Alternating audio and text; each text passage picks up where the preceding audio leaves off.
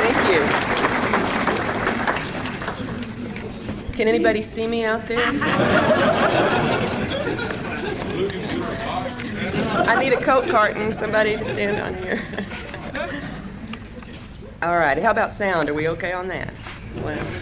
Well, before we get started, and someday my eyes will actually get used to this and I can see who you are out there, I just want to mention something. I haven't been able to sit in on many of the presentations so far because I've been working out front.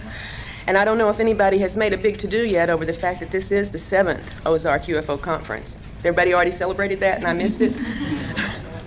Well, this is the 6th one that my husband and I have been to, and I really want to thank Lou Farish for one more excellent weekend, if I survive it, that is.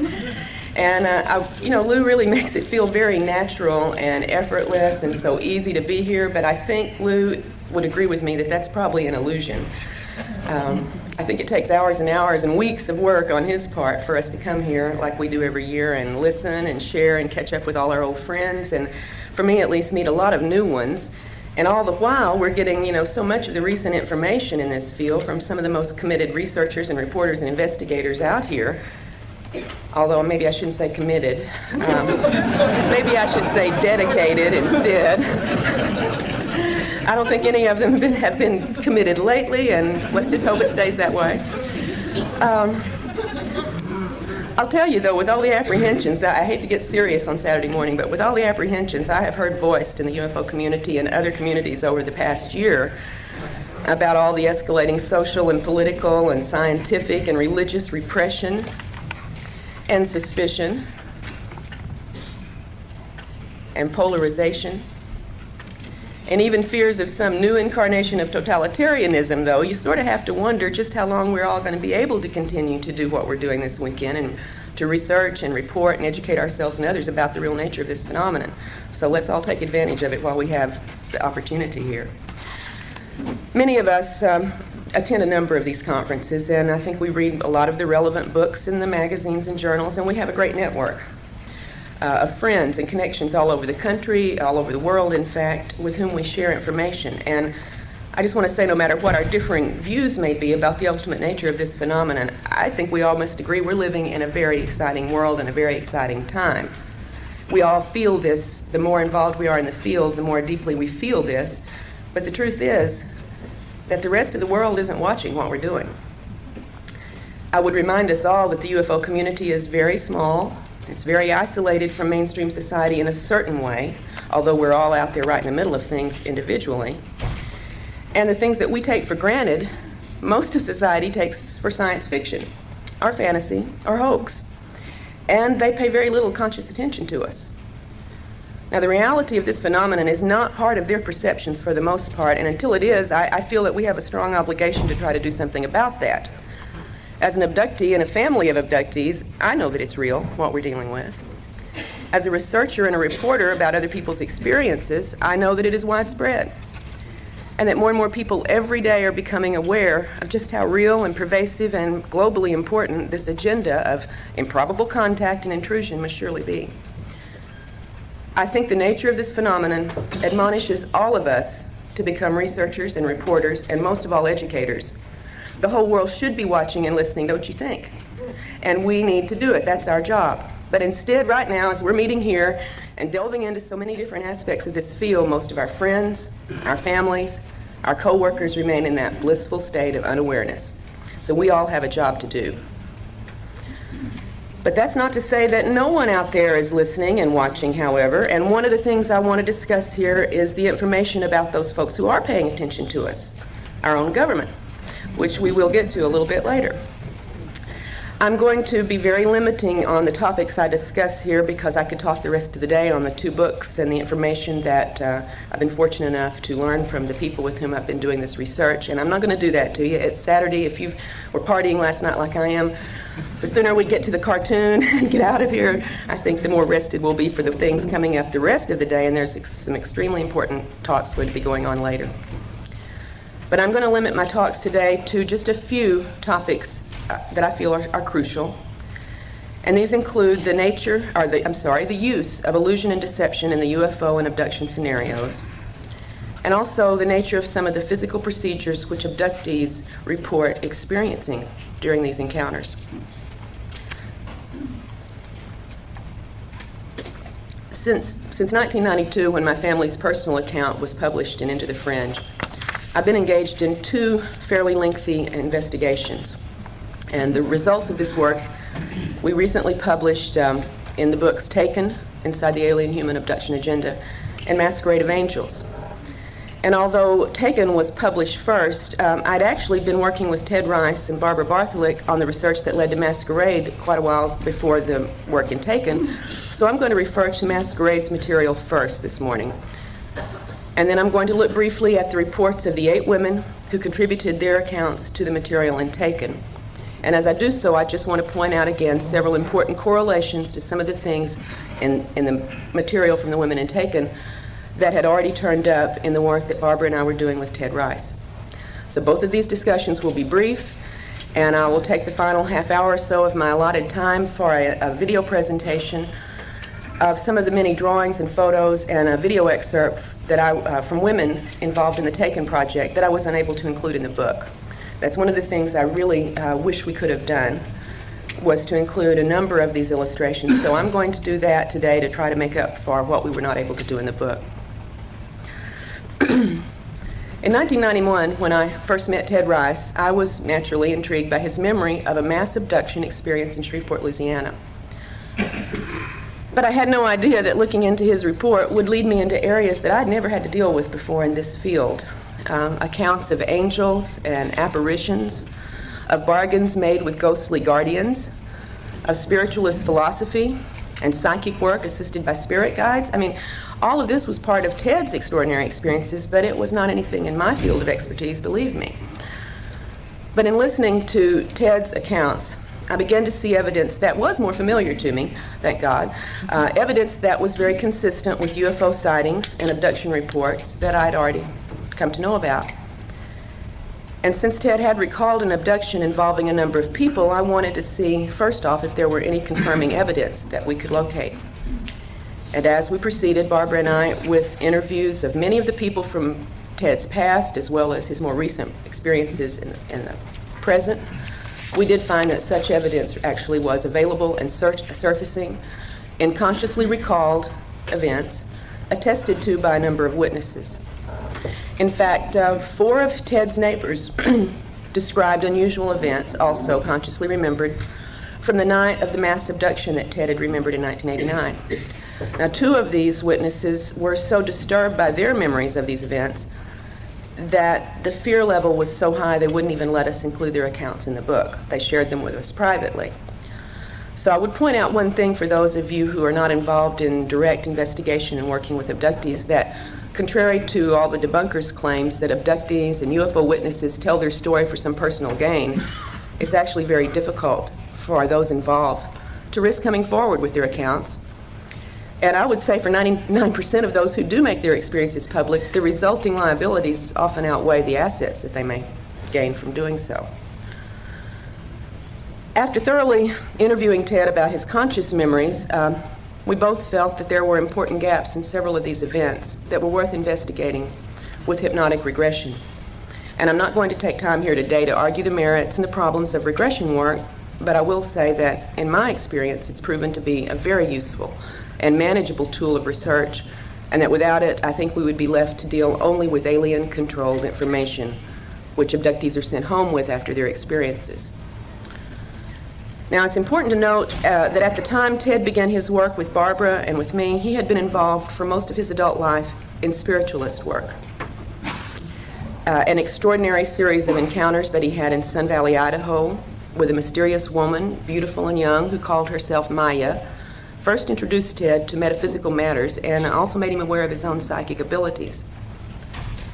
I would remind you that Maya is the Hindu term for illusion, by the way, and that Maya also turns up in a number of other people's experiences, often in the guise of some Pleiadian star being. Ted, at the time of meeting his Maya, had no thoughts on these lines, no information about such things, and certainly took her simply to be the very mysterious, beautiful woman that he experienced. In the account in Masquerade of Angels, however, you will find that there was more mystery to Maya's presence there in Sun Valley than Ted had any idea of at the time he was engaged with her. Still, coming face to face with his own abilities through some of these encounters and time spent with Maya, Ted was very reluctant to pursue these ideas, or this ability he apparently had. And it was several years later before circumstances propelled him into psychic training and his involvement with the Spiritualist Church. And when he did make the commitment to go forward with this work, Ted went forward full tilt. In fact, he was a co-founder of the church's first congregation in Georgia. And he began doing psychic readings, which he is still doing today. Ted was convinced that the metaphysical understanding he had found was of God, and that his work served God's higher purposes, as revealed to Ted by his spirit guides from the other side. But intermixed with Ted's paranormal events and psychic work were some startling encounters with apparently non-human entities, including, in 1989, of course, the abduction along with some of his neighbors. And at that point, Ted discovered that perhaps a different force had been intruding into his life for a number of years. And this was a force that his spirit guides had never bothered to mention, explain, and that his spiritualist training did not delve into either. So Ted needed some new information, and this led to our contact and investigation. And as it progressed, it became clear that the research into all of these extraordinary experiences could take several years. But after the first 2 years, we felt that the information we had gathered was important enough to communicate it as soon as possible, albeit going on with the research, and we're continuing to do that to this point right now. We stopped and did the material organization that resulted in Masquerade, which was published in 1994. And we have full intentions of following up this report with everything else that Barbara and Ted and I have continued to uncover and are continuing to pursue at this point, as soon as it's feasible to get this material back out to you as a sequel, a follow-up, an ongoing investigation.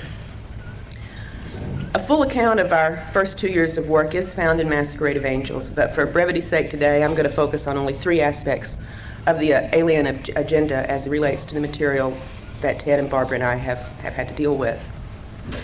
The first matter is the intrinsic deception at the heart of this agenda, and that's something that's become clearer with every new report that surfaces. Whether we choose to call it screen memory, telepathic mind control, technological mind control, or virtual reality scenarios, the entities involved in the abduction phenomenon employ masterful illusory capabilities. And I don't think the importance of this fact can be stressed strongly enough. It must affect all of our thinking and our research when it comes to these alien-human contacts. In Ted's experiences, for example, there were several occasions where such masquerading techniques were employed, and I could spend, as I said, the rest of the morning just dealing with these, and I'm going to be making very brief references, and hope you maybe want to read about the rest of it in the book. One instance involved the appearance of Ted's deceased grandfather on board a craft into which he and his grandmother had been taken when Ted was a young boy. I think I spoke about this a couple of years ago when I was first working on Ted's material, and I didn't identify that this was Ted's story I was referring to. The scenario involved persuading his grandmother to engage in a sexual activity with a non-human entity, and when she refused to do so, saying she had only ever made love with her husband and he was dead, the aliens produced the dead husband. In another instance, Ted watched a scenario that surely was not occurring in normal reality terms. I call it a virtual reality scenario. And this began shortly after he had heard a very quiet sound like helicopter blades. And in this ongoing event, after the helicopter blade noise, Ted watched as a human-looking entity dressed in military clothes popped through the ceiling into the room, holding a young child that was very, very similar to Ted's appearance at the same age. And Ted was told that they were going to return that which had been taken from him. And an account of what followed from that, again, is in the book, and I won't take time to recite everything there to you, but the virtual reality event, there was certainly no human paratrooper popping through the ceiling carrying a young child in reality terms. but the illusion was quite as real as you and I here today. But perhaps the most illuminating of such events that we were able to investigate involved Ted and another woman, a woman who witnessed a third person, another woman, undergoing her own virtual reality episode, again marked at the onset by the sound of a helicopter. Now, some of you may be quick, as they say in the O.J. trial, to rush to get judgment on this and conclude that these events were generated by some terrestrial, governmental, or military covert mind control operation. After all, we've got helicopter blades out there. But it should be noted that only the targeted person in these events heard the helicopters, while others in the same house or same room did not. I don't think our terrestrial helicopters are that selective in the noise they generate. I believe now that the reported and confirmed details in all of these reports are strong evidence against accepting consciously recalled alien encounter reports at face value because of the illusion capabilities, because of the screens, and because of the virtual reality technology that we have witnessed being manifest by these entities. I believe that if we build our theories on such information, the consciously reported information only, we're building on sand, on illusions that the aliens create for us, and I think to confuse and mislead us. Now, this is not to say, however, that all alien encounters are virtual reality events, because there is also plenty of very strong evidence for the physical nature of many of these encounters. So to be perfectly objective, the definition of abduction would have to include any event or scenario that is generated externally for the targeted person, whether it be a physical encounter, a virtual reality scenario, or a telepathic contact.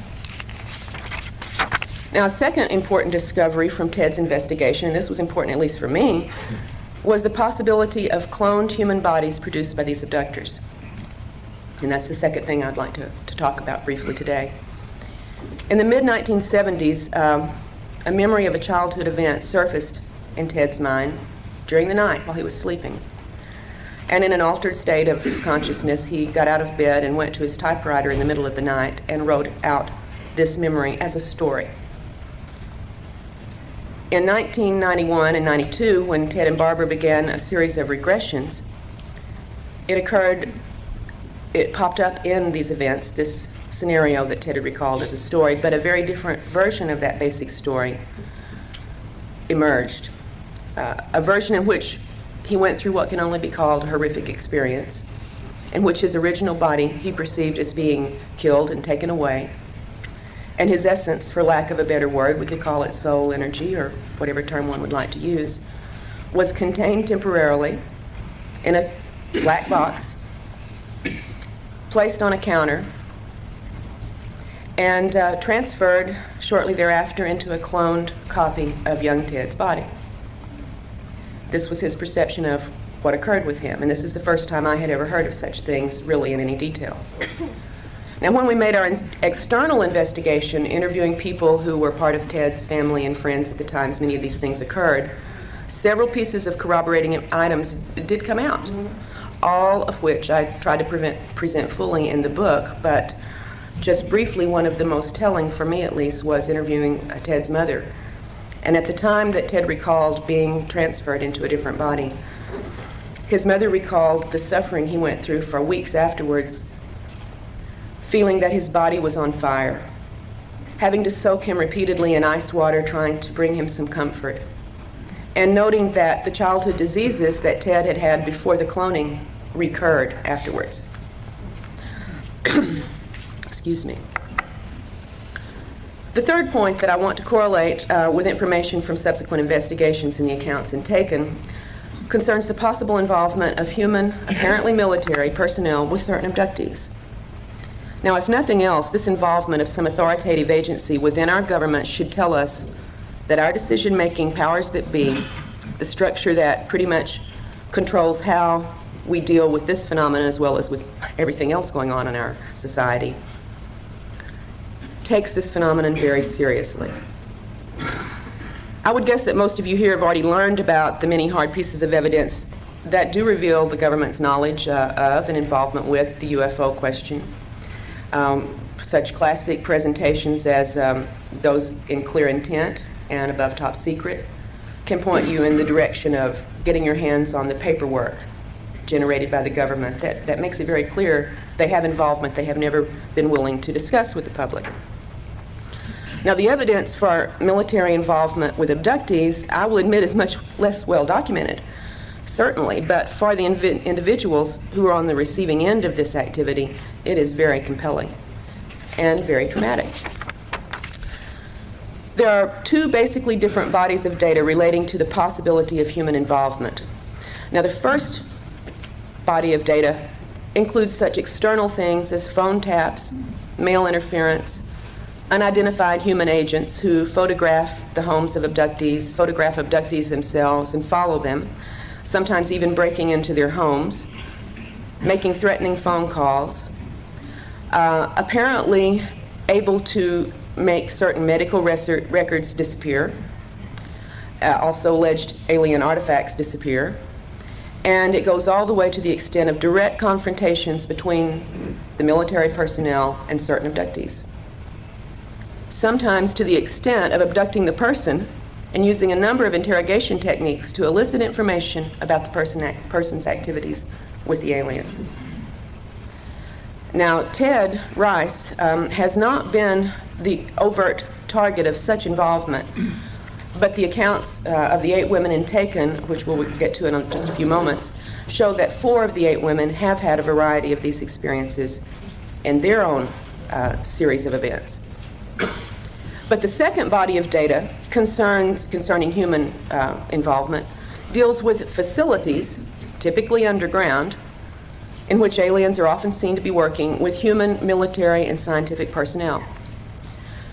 For me, and I think for all of us, probably the big question is whether these facilities and this level of cooperation actually exist, or if abductees report these events because they've been presented with some type of unreal scenario, much as we're presented with the showing of a movie when we go to a theater. Until we have located such a facility, externally verified its existence, and exposed the activities going on there that abductees report, this question's got to remain open. All we can say for sure is this: a number of unrelated accounts include descriptions of such facilities, usually with reference to either scientific or military activity, although there is a third set of reports that describes something much more disturbing, and this is one of the things that turned up in the case with Ted and with certain others who are part of a great deal of investigative activity on Barbara's part and my part, that are, well, I'll just try to give you a little brief scenario of what Ted consciously recalled about this third type of human underground facility. In the mid-1980s, Ted awoke one morning with conscious memories of an altered state event that occurred during the night. He was living in Albuquerque, New Mexico at the time, and part of the journey that he recalled from the night before included flying over a fairly desert area to a remote compound where many people were herded together. He didn't remember being involved in any actual activity, but only in seeing several areas that were accessed through this above-ground compound into a large underground installation. He remembered consciously that the humans in the compound seemed extremely despondent, quite miserable, and he recalls shouting out in anger to a couple of these people sitting there, or the people who were doing the things to the humans, "You can't do that. You can't treat our people like cattle." And being outraged, entirely outraged by whatever it was he had seen, but consciously only recalling the outrage, only recalling his protest, and not recalling what it was he had seen that generated this protest. Now, this account is also included in Masquerade, and it is one of the memories that Ted and Barbara have been able to explore with regressive hypnosis after the time that Masquerade was written. So we have more information to report on this, and I'll try to make sure that the report on all of our work that sheds new light on what we've already presented in Masquerade will get out to you as soon as possible. What Ted recalled at the time of the regressive hypnosis is, without doubt, outrageous and horrifying to any human sensibility. And I would remind you that such scenarios have not yet been shown to be a factual reality. I would also remind you that Ted is by no means the only person to have remembered such details of areas like these, in this underground facility, in which abductees report seeing human bodies physically processed. And that very similar accounts have come from other people's conscious recollections as well as from hypnotically retrieved descriptions. If such facilities don't exist, I think that we still have a big problem in understanding the nature of this phenomenon, because we should be concerned to understand why such a grisly, horrifying illusion would be presented to so many abductees, and what purpose that could conceivably serve for an alien agenda. After drafting this initial report on the investigation with Ted and Barbara, I then became involved in the project that resulted in Taken. And this was a special study for me. I wanted to do a specific set of reports that had homogeneous backgrounds so we could make some comparisons and correlations with the material. So in order to have a more homogeneous group for the study, I chose 8 women from various parts of the country who had contacted me after reading Into the Fringe, and with whom I had begun initial sharing of information. I let the women relate many of their experiences in their own words rather than trying to take over and give you a secondhand account of something that in firsthand would be much more meaningful to you. And I hope, as the subtitle inside the Alien Human Abduction Agenda implies, that the reader would be able to immerse into these intimate experiences, which are so very difficult to relate without the words of the people who have gone through them.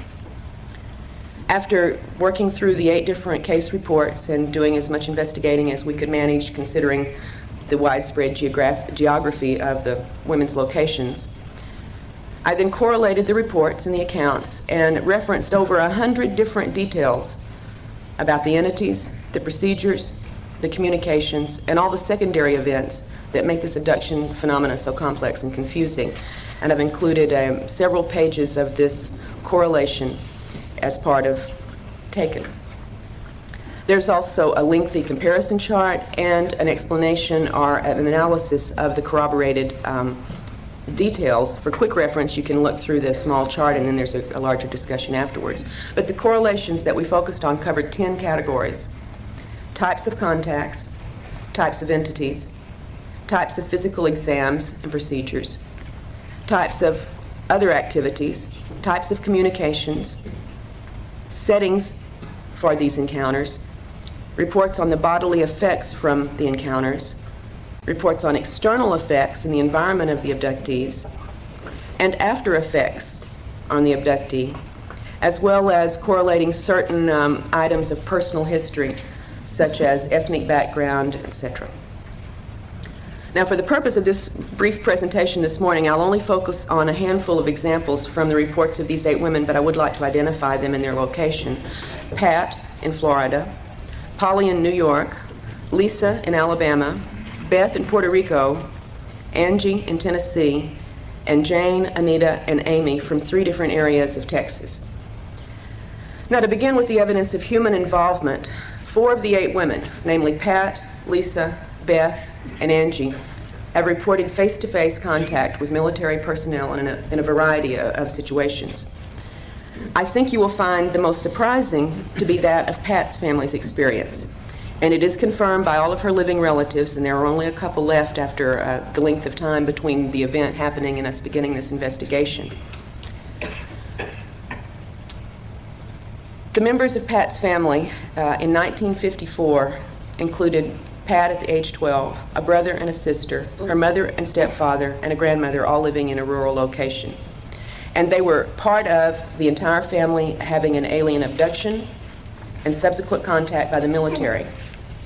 One day after the event in 1954, in which alien entities took the family members on board a landed craft in the backyard of their farm in Indiana and carried out certain physical procedures, one day after this happened, Pat and her siblings that are still alive report that a contingency of men in military uniforms and military vehicles arrived at their farm, sequestered the entire family for several days. One day after this occurred. How did they know it happened? Pat remembers being drugged and being interrogated about the alien encounters. She remembers being told repeatedly that it did not happen and that what she remembered was not real. But this was not Pat's only encounter with the military. as she experienced another conscious abduction just 2 years ago.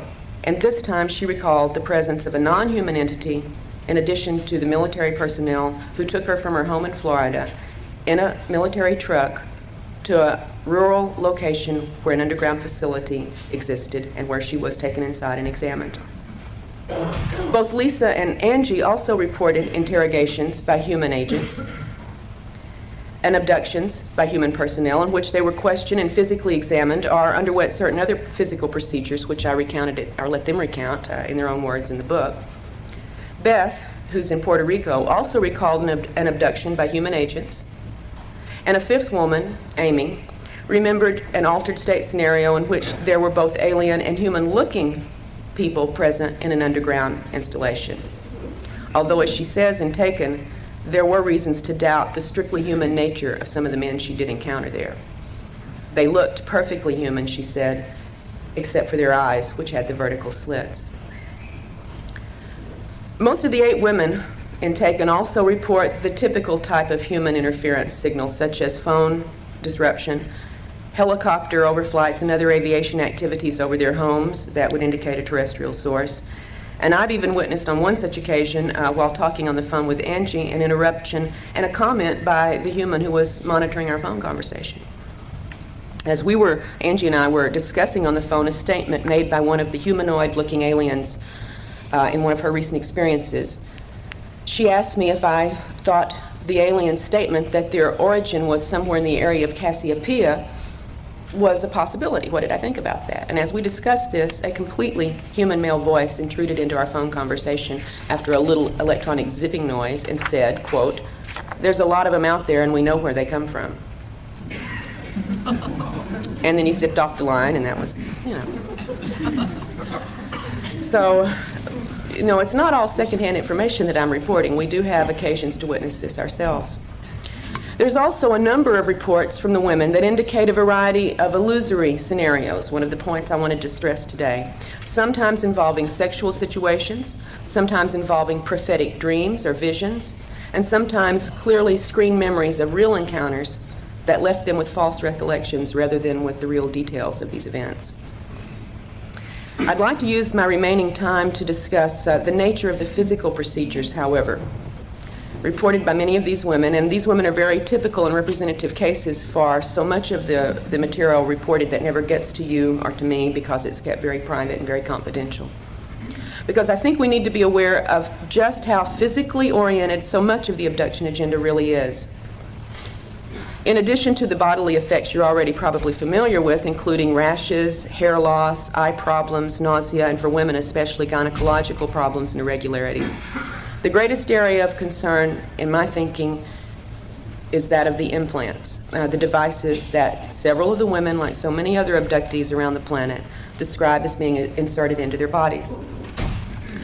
I think the most intriguing information that I report in Taken, and that, in fact, I've come across in all of this work, has come from Amy's account of this altered state scenario I referred to briefly, where she was taken to an underground installation. She felt this was what she perceived. And I would remind you as I go through this brief presentation that in every encounter, the human's state of consciousness is externally altered and controlled in every encounter. And knowing the virtual reality capabilities and the screen abilities, we need to remember not to take everything as being the gospel truth that people come away remembering. Now, this has, however, been explored with some very thorough regression work. And so I do feel a little more confident in what I'm going to tell you about Amy's memory of this event today than I would if it were strictly her conscious recollection. In part of this scenario, Amy recalled going into the underground room, full of equipment, typically described from other alien encounters and other underground facilities, by the way, and seeing quite a large number of alien entities working here in this environment. But as I said earlier, there were also several human-looking men present, at least human-looking except for their eyes. One particular alien in the group that Amy perceived to be a female interacted with her directly. And this female alien began, basically, with an apology to Amy for the intrusions that some of her race were making into human lives. This entity proceeded to explain that she and her group were working with some humans to try to counteract what the rest of her group was doing to us. All right, so we got to get the setup here on what Amy is being told. As the entity explained the negative nature of these intrusions for which she was apologizing, she then told Amy she wanted to remove 2 implants. This is one of the things they were doing to help counteract this negative intrusion activity, was to remove implants that the other group was putting into humans. And Amy recalled having an implant removed from one of her ears and another smaller metallic implant removed from the base of her neck, or skull. Amy was told by the aliens several things about how these implants functioned, and she reports that she was not happy to hear that they could be used to control the implanted abductees in any number of ways. Now, the area into which the newer implants are inserted, Amy was told, corresponds to the part of the brain known as the reticular formation, and it doesn't have anything to do with zetas, by the way. Thanks to Marianne Friedman, who's here this weekend from Arizona, and who was wonderful enough to share a lot of her research into the medical aspects of this brainstem activity, I want to just briefly refer to this, and then on Sunday morning, Marianne is going to go into a little more detail at one of the mini sessions, so I encourage you to listen to this material. The functions of the reticular formation that Marianne got me started looking at are staggering. And I'm sure some of you have been through this already. For me, it was just information I had to recorrelate with the accounts of the implant reports, especially those that Amy had relayed to me from her friendly implant-removing alien. The function of, I'll just read you a very brief statement from Nigel Calder's book, The Mind of Man, one of the earlier classics of our modern time, on brain activity and brain research. And here is a quote about this reticular formation area. If the primary job of the brain is to enable its owner to respond effectively to events, the strongest claimant for mastery is not the roof or the cerebral cortex at all, but the brainstem. The brainstem net is well placed to monitor all the nerves connecting brain and body. It knows what is going on better than any other single part of the brain. The brainstem net exerts its authority by sending out impulses which stimulate or inhibit nerve action throughout the brain and the body. It can override activity in the spinal cord. It regulates the signals from the eyes, the ears, and other sense organs, thereby providing an agency for selecting what is to be attended to from moment to moment. And it is this part of the brain that Amy was told was now the most common area for the newer alien implants to be located. If the aliens are indeed placing control implants into this area, then they would be able, as you've seen from this just very brief description of the brainstem activity, they would be able to control everything from the person's level of consciousness, to the bodily functions, to the memory and thought processes, and the assessment of all sensory input. Now, if you don't think the implications of that kind of control are overwhelming, think again. And I hope Marianne will stimulate some exciting conversations with you tomorrow morning about the possibilities of this area of the brain being the point of alien control through which abductees can be kept awake, put to sleep, put in an altered state, made to get up and do things that they would not choose to do, made to say things they would not say, made to forget things that they have said and done, etc. All sensory input being controlled by this area. Through the implant, any number of realities can be presented to the abductee that are not really there. And what one remembers is controlled through this area, so the repression of memory of these events is very easily controlled as well. I think the implications are staggering. So also, however, are the implications of the final point I want to make this morning, and that is the reports on the cloning of human bodies that I previously encountered with Ted's investigation. In the women of Taken, 2 of the women, Pat and Lisa, both remember being shown cloned copies of their bodies, just as Ted reported having a cloned copy of his body. But the explanations that Pat and Lisa received from the aliens about these cloned bodies are highly contradictory. As I talk about in the book, Pat, whose alien experiences, now this is the woman who had the 1954 family abduction in Indiana, followed by the military's arrival and sequestering and drugging and so on. Pat had had, throughout her alien encounters, a very religious atmosphere or overtone to these events. instrumented by the aliens. For instance, the first time there on the farm that the family was abducted, when Pat's grandmother began to, what we would say now, freak out and start praying to Jesus for help as these little grays came into the room, a blue beam of light came through the ceiling, just like in Star Trek, and Jesus popped out of it and said, in effect, they're with me, it's okay. And as I'm very fond of saying, and I don't know why I like this so much, except it always gets me, I asked Pat what Jesus looked like, and she said, oh, he was beautiful. He was so awe-inspiring. He was blonde-haired and blue-eyed, and just beautiful. And I said, hey, Pat, you know, look back at the New Testament. I don't think that's what Jesus probably looked like, historically speaking. And it went right over Pat's head, and she said, with, you know, tears of joy in her eyes, well, this one did. They knew how to push Pat's buttons. She was a very religious person. She was also told essentially that the aliens there with her were angels, and that their job was to prepare new bodies, as mentioned in the Bible, for the coming return of Jesus and the resurrection. When Jesus comes down with the legion of spacecraft to carry out this changeover, it was the aliens who were in charge of providing those new bodies. You want to see yours, Pat, they said? So this was wonderful. Pat is now assured that when the resurrection comes, she's got the vehicle for it. Lisa, on the other hand, down in Alabama, was told that the cloned copy of her body could be used in a very threatening manner.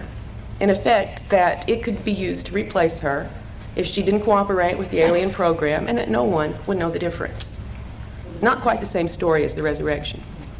I would point out that such an implication of threat and replacement was also made to Ted Rice during an abduction when he was a young teenager, and there were several other teenagers abducted with him at that time, and cloned replacement threats were made also at that point. So these are the 3 points that I really wanted to make briefly this morning before I do the presentation of the video with illustrations from the women in Taken. And like a good English teacher, I'm supposed to summarize what I've said, and I'm going to do that right now. For you to consider 3 points, hopefully. First, our own human authorities are seriously concerned about and involved with some aspects of the alien abduction agenda. If they take it seriously, it would behoove us to do likewise. And also, when human agencies are involved, there has to be some sort of trail of events. And I think thus a very strong possibility exists for some intrepid researchers to get out there and uncover and follow this trail. There has to be a record of human involvement. Second, much of this agenda clearly has a physical focus that should raise some very strong questions about some of the alien claims to be here on a primarily spiritual mission. The implication of both the implants and the reports of the cloned bodies are so potentially explosive that a great deal of effort toward investigating these allegations is certainly called for if we're really serious about wanting to understand the motivations of these entities and the purposes of their contacts with us. And third, I think we need to recognize that deceptions are employed at almost every level of this interaction to keep abductees from knowing about the actual events and the actual entities involved in these encounters. To me, maybe I'm just a suspicious sort, this implies that there's something they don't want us to know about. And often what seems implied from the reports is that there is something within us, the humans, something of which we could be capable, something of resistance or altering of this scenario that the abductors absolutely do not want us to be aware of. They go to great lengths to program our thinking about our encounters with them, that we are subordinate, that we are helpless, or that we are dependent, or that we belong to them. The list goes on and on. And they go to a great deal of trouble to convince us in every way that they can that we can do nothing about controlling these situations. The good news is that in a number of cases in the past couple of years, that hasn't proven to be true. Abductees are finding more and more specific instances in which they are able to resist the illusion suggestions, in which they are able to say no to procedures, and in fact when they have been able to break free of actual controls.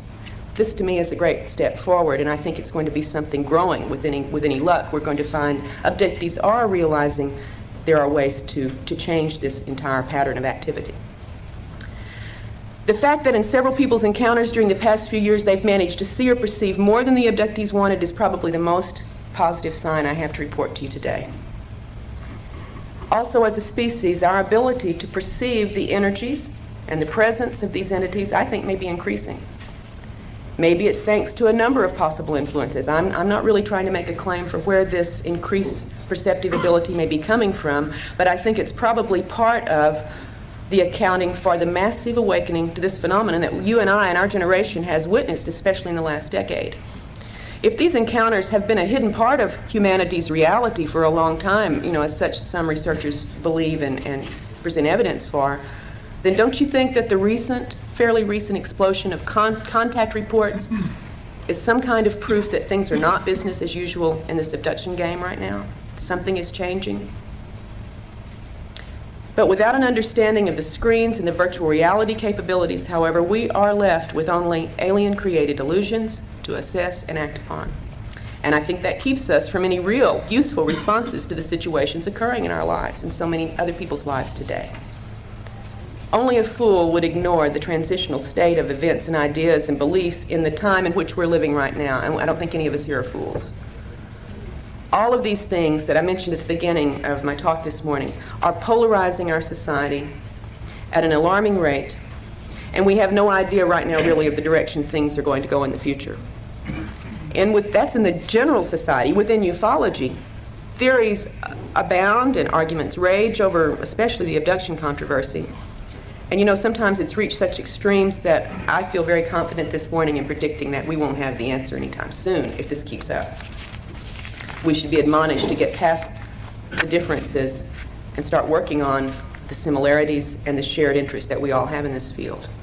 But we do have some answers, at least. Some start toward answers anyway.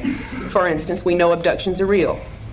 We know that the abducting agenda includes very physically oriented goals. We know that the abductors contradict themselves and often give false information, as well as information we don't have any way of testing. We know they are capable of masterful illusions. We know that they always take control of us during encounters, which to me is a sign that they fear an unfettered Homo sapien. And we know that our government knows about this situation and is actively involved to the level of carrying out covert and illegal actions against its own citizenry. No matter what the truth ultimately proves to be, we have to go for it. I mean, without it, we're like children playing with shadows. And we're ignorant, and we're certainly unempowered to deal with and confront whatever the real entities are behind this masquerade. To take it all at face value is foolish. To take none of it at face value is ridiculous. Investigations into this field there cannot be anything more important for us to be doing right now than to dig past our wishes, dig past our fears, and dig for objective reality and understanding. Well, that's the sermon for this morning, folks. What I'd like to do with the rest of my time is to show you and make brief commentary on some of the illustrations and photographs from the women in Taken, and I'll ask the gang over there in the corner to start the video. And before you do, Craig, just a moment.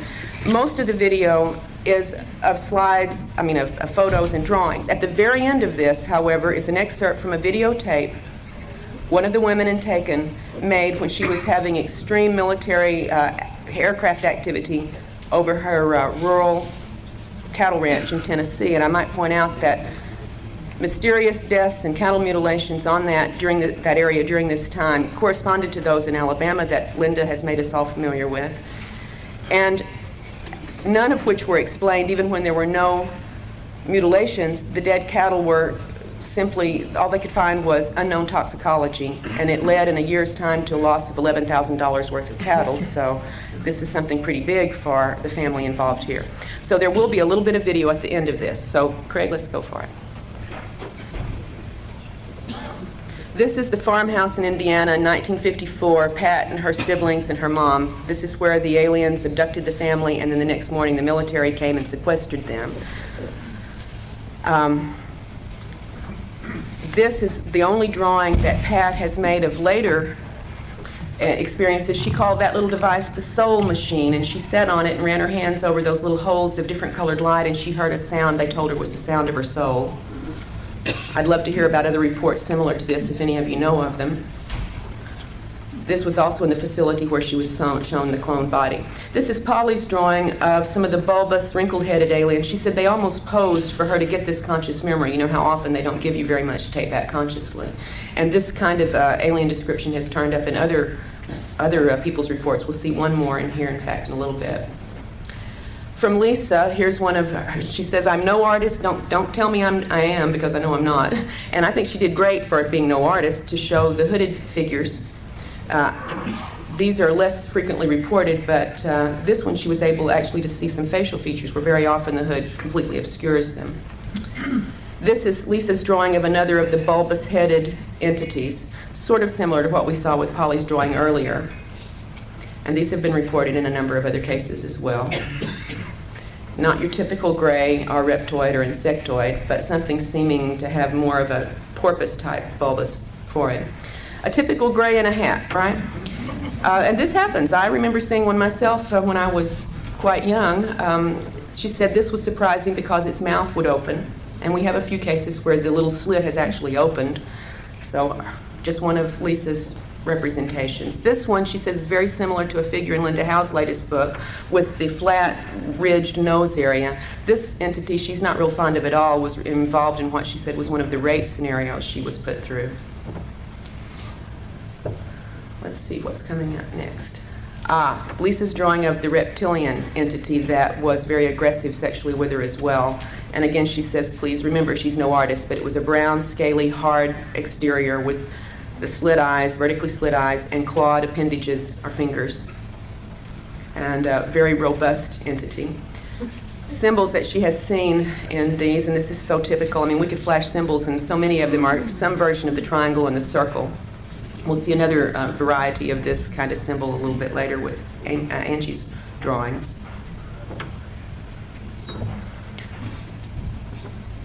From Anita in Texas, this is a drawing of what she called the tan ones, and she makes a very big distinction between the tans and the grays. She said the grays could care less about us. They're very official or impersonal, but the tans seemed to go to a great deal of trouble to make her want to love them and to elicit love from her. She remembered at one point patting it on the face and saying, too bad it's not real. This is the drawing from Anita's granddaughter who lives with her of what she said were the mushroom men who had come into her room one night.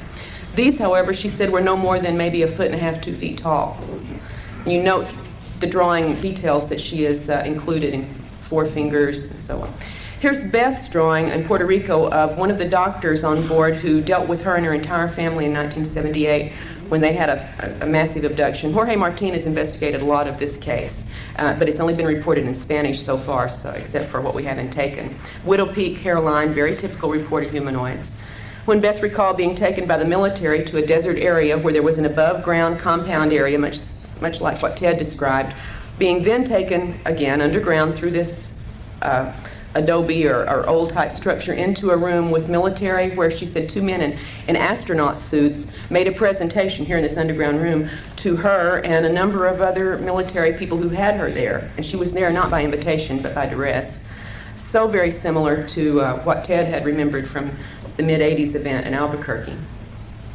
We don't know where these facilities might be, but you know, Kirtland's not that far away. One of Jane, also one of the women in Taken from Texas, one of the photographs of a UFO, Jane's entire scenario began with a number of overflights of UFOs witnessed by neighbors and relatives, and she was instructed on this day to clean her camera, get new film, and go out. They were going to be there. And this is one of the shots. Some of the body marks that we've talked about so many times, the triangle of punctures on Jane's arm, are typical of what most of us have had recurrently. Let's see if we can go on to some other physical marks, I believe, here. We'll see a little bit later, if not right now. I can't remember the order of these things. Yeah, this scoop mark on Jane's leg. Now, there are some scoop mark reports that we've had, including one in the family, where after the scoop begins to heal, a waxy grayish substance oozes out of this for a while, and then it heals up to the regular scoop mark that we know, and this is one instance of that happening with Jane. Jane's drawing of a memory of being before this council of long-haired, light entities. She cannot recall what they were telling her, however, but this was the best she could do to capture the feel of these faceless entities. And again, this is often a similar situation reported by other people, including one other in the book Taken, Amy. An unusual scenario, Jane recalled only snatches of an encounter in which she saw robed aliens at work in one of the facilities, and she heard them listing certain places in the Texas, Louisiana area by name, certain towns and locations, and then the words activate, activate, activate. The little black box, the memory of the faces, seeing her feet as she's being carried out of here, all just very partial glimpses from an event with in Jane's recollections. And the little black box is very similar to the box used in Ted's cloning soul transfer event. And you notice these weird black tubes coming out. We're going to see that later in other drawings. Jane's most intense recent encounter, she tried to relay in a series of paintings, being on the desert planet, so many people report, seeing the UFO coming in, being under control where she couldn't move, and then watching a series of changes where the UFO seemed to beam down this, this illuminated globe-type structure with markings she couldn't really capture in all their detail. And then this going through another stage of transformation from this globe-like decorated object to a floating dark globe with antenna that began to come very close to her, so close that she became fearful she was going to be knocked off the mesa where she was sitting. And the last conscious memory she had of this event was of this globe coming up right to her face. Under regression, we found out some more information about what went on, including an implanting procedure that this globe was involved with in Jane's suppressed memories. This is Angie, the woman in Tennessee, one of the rectangular scorched areas or dead areas on her property from an event, this now for a year and a half, of course, nothing grew there. This was an event she had recalled seeing the night before, or briefly before, I can't recall if it was just exactly the night before, in which there was this rectangular device with two aliens out in the yard near the barn area, apparently taking soil samples, which of course, you know, they've been doing since time immemorial. They just can't get enough of our soil. But the mark on the ground was physically there for quite a while. And if anybody's willing to pay for some soil sample testings, we've got some. Here's the area of the rural cattle ranch where the mutilations and unexplained deaths have occurred. And you're going to see video from this area of overflights. I just wanted you to see how remote this was from any, you know, highly populated area. One of the unexplained deaths, this was not a mutilation, it was the report from the vet was unknown toxicology, and there were a number of other cases both in the Tennessee and Alabama area during this time. But there were also mutilations among the cattle on Angie's property. There's one that seems to be almost an interrupted mutilation. I'd love to get Linda's analysis of this. You see a triangular patch of skin has been cut but not taken off yet. The jawbone has been cleaned. It's like something either was human activity mimicking alien mutilations or an interrupted mutilation of some sort on a calf there. Angie's fetus, after an alien implant that she later miscarried, she actually retrieved the fetus, but under control, of course, took care of making sure it did not, well, it was retrieved by aliens, she believes, the day later, but she saw the size of it and the features of it. She said when they came back to induce the miscarriage that this was the instrument, the long instrument that was used to induce the miscarriage vaginally, and then this little container was, she said she had no idea what the little container was for, but she did remember that also being present on the bed in her bedroom when they came to cause this loss of the child. Some of the marks from some of Angie's experiences, again, the sets of punctures, correlated with consciously remembered events. One of the fetal nursery representations, this is what Angie saw, and this one is included in the book, so you can read more carefully what description she has for the various things. Very similar to what else we've heard about. Angie is an illustrator artist, so she has done a lot better with some of her recollection drawings than many others, but again, in the corner you see the little black box with those hoses running out of it, just like Jane had seen in Texas. In fact, Angie has a number of excellent illustrations, but we could do that all day. Here's one of them, one of the suited grays, which she said rarely would she see them in clothes. This one had an outfit on, and she didn't know what the little jumble of shapes on the table was. She said maybe it was art. I don't know. Nothing was explained to me. She also had encounters with, actually 7 different alien physical types. This one with the bumpy skin, the bumpy joints of the fingers, etc. And some of the aliens with which she had contact were completely human-looking, although they didn't act human, they did look human, notably brown-haired and blonde-haired humans. Here's one of the brown-haired woman and man, and he's got some equipment. We can't really see it very clearly here, as if he's scanning, I don't know, the air or something, taking readings of some sort, and the woman escorted Angie into back to the craft for her encounter later on. This was just out on her property. This one, both Angie and her husband recalled the little troll-like or dwarf-like entities coming into the room, and in fact it was her husband who was taken away in this encounter. And they both remembered all of this consciously. And these troll or dwarf-like entities turn up, as you'll see in the correlated chart of comparisons there in the book, with more than just Angie in the book, and with a lot of other people too. Again, we see one of the emblems. We've got the triangles. I think they show up almost every time unless we have the serpent showing up. She said this was on a belt that one of the entities was wearing.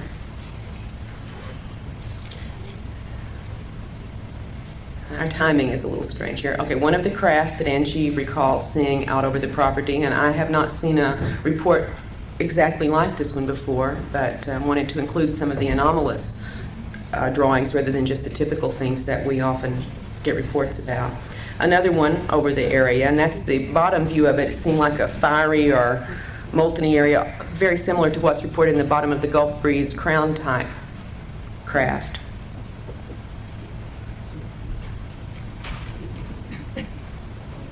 And that craft here, you can see for comparison of size, Angie below and the craft above when she was being beamed into it. Again, out in this area that's very near the northern Alabama border where so much activity has gone on in the past, 3 or 4 years. This is a ground plan of one of the rural military facilities to which Angie was taken. A series of buildings, of areas where craft were parked, of a perimeter fence. This was, and of a rural dirt road. She was taken into one of these buildings and interrogated. And there were a number of other humans there, she said, apparently also abductees besides military personnel. Close up of the view of the building into which she was being taken, and one of the people who was escorting her. And she was taken along with 3 other women on one occasion into this facility. We know of another facility into which she's been taken under conscious control. It's not the same as this one. This strange little craft, from one point of view, looks like a winged aircraft from the military. You've got a little flag on it. The other side, not there. And that back compartment is where she and the 3 other women were placed when they were picked up and taken to a facility. In one of the underground places that Angie recalls seeing was what she called the upturned helicopter, or the rotorless helicopter. And again, we have gotten reports from around the country over the, through the past of similar copter-type devices that apparently are not copters. 2 pictures. Angie was taking pictures of overflight trails, and here it just does not show up. But if we could look at these up close, these are taken identical, moments apart, snap, snap. And in one is a very small object that under enlargement appears to be a spacecraft. It's not there in the other one, so we need more analysis on that. Now on to Amy in Texas. This is a drawing of her conscious recollection of her first UFO sighting in Denton, Texas in the early 1980s, and there was a missing time episode and a very confusing screen memory overlaying what she consciously recalled from this. Amy recalls being taught many things by the entities that have worked with her, including, as here with her 2 young daughters, being shown how to pass through solid objects. And since she had mastered it, now they were going on to the daughters. Of course, she can't do it when she's not with the aliens. One of her daughter's drawings of a ball of light that she has seen a couple of times in the house, and this is a young child's drawing. She says she's only seen this one a couple of times. It's 2 to 3 feet wide, but the one she has seen more frequently is much smaller, like a probe device that we've heard reported numerous times. This one being slightly different, as you'll see here. She said it's like a wiggly tail appendage coming off of this one, but she says this is frequently in the room with her. And she doesn't seem to be fearful of anything to do with these probes, these light sources, although she's not real happy when the aliens have interacted with her. This is a recent just doodle that the daughter had made at 8.5 years old that the mother managed to get me a copy of, and you can see a lot of the what she's doodling out here obviously has some significance to the abduction experiences she's had.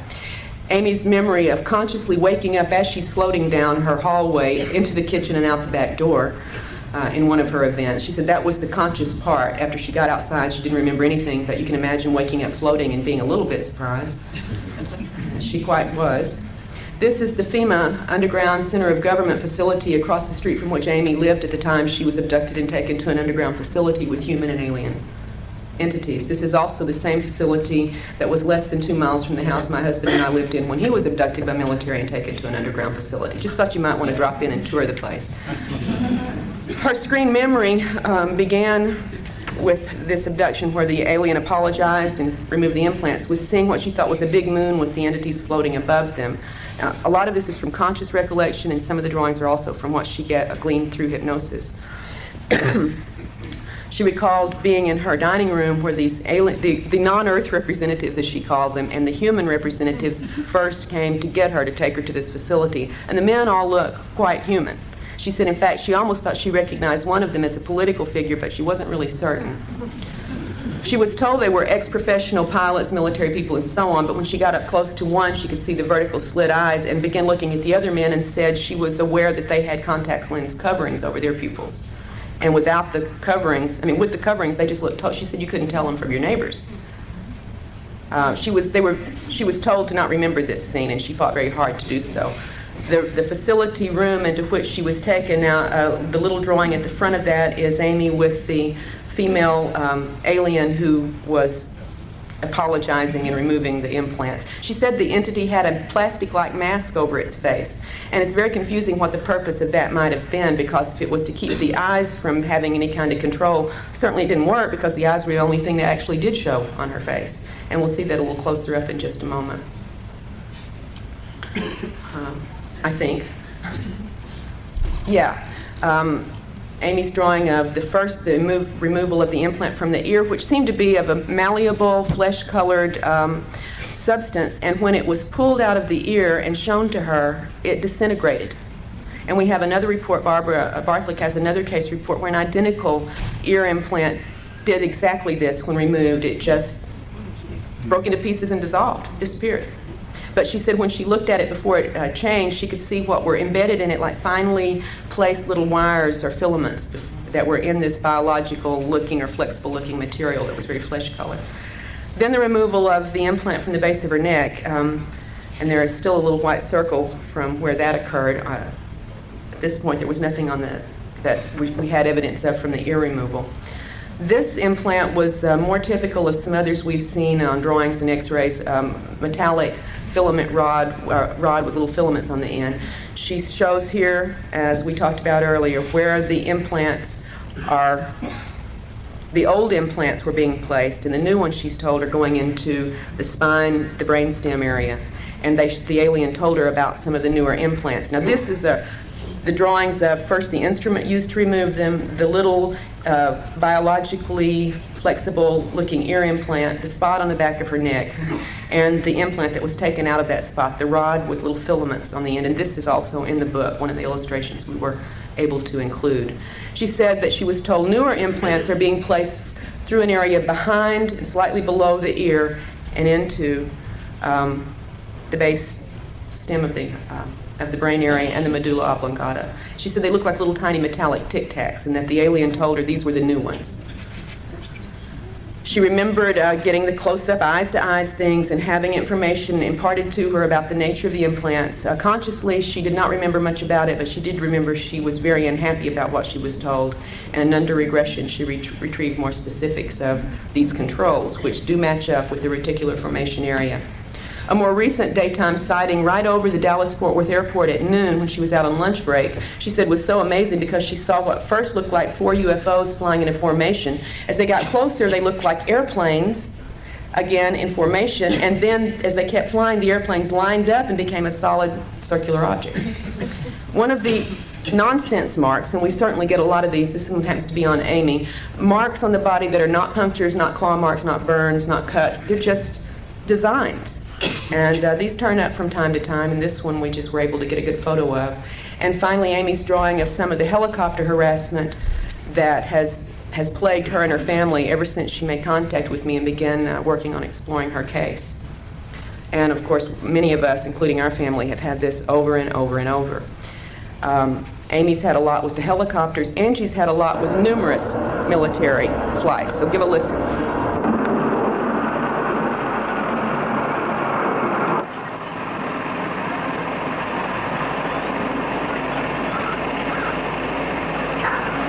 The second time it circled. February 22nd, 1:35 p.m.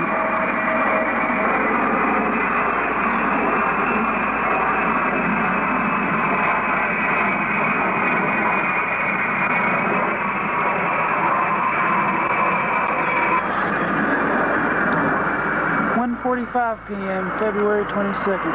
10 minutes later, it's back circling.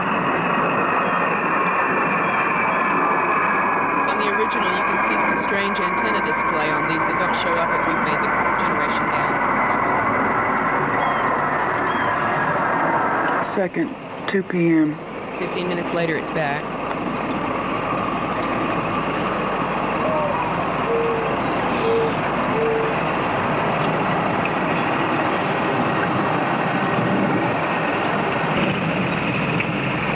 (2:15 p.m., February 22nd. 15 minutes later, it's back.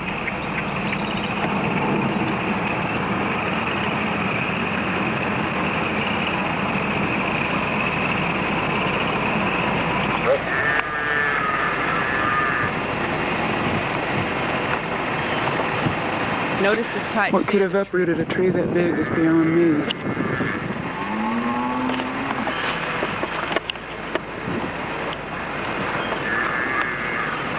February 23rd. This is the day after the repeated overflights. There had been rain, but no storm that night.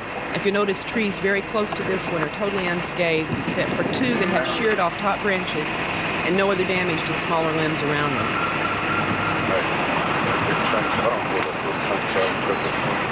Perhaps it's just coincidental, but it was the day following all of this activity, so she wanted to include it in case there was a relevance. You can see there was living wood. It was not a dead tree, albeit this would make you think so. We have samples from the tree, and it was still alive at the time this occurred.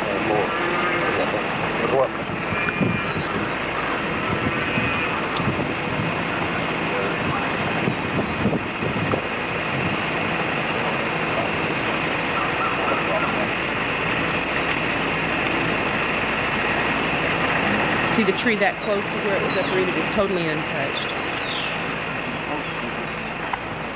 But there was a cut-off branch on this top of this tree, and you see no damage to the smaller limbs around it, and the same with the second tree.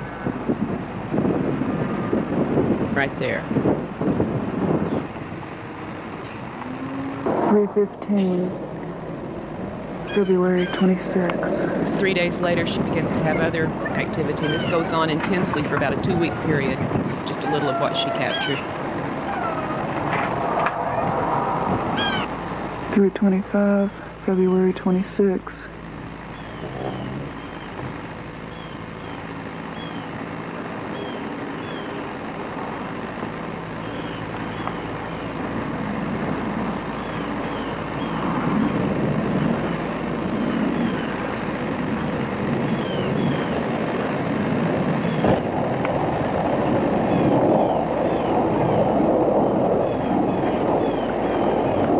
Third time it's circled.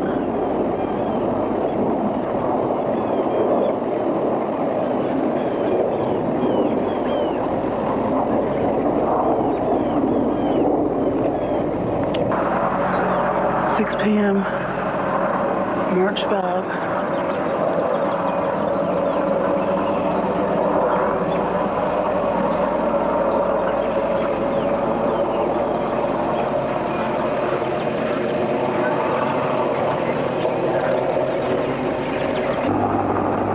.50 p.m., March 5.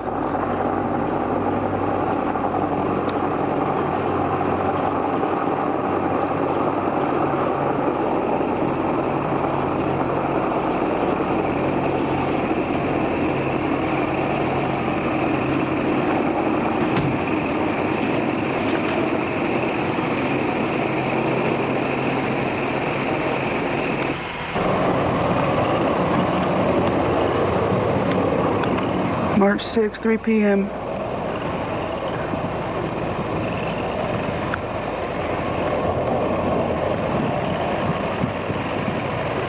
That's one of those crane helicopters with the crooked tail. Okay, Craig, that's all. Thanks.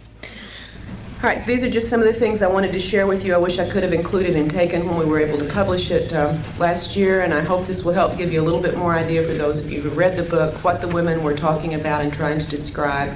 And for those of you who may read it in the future, at least you'll have some point of reference now for many of the things they've talked about.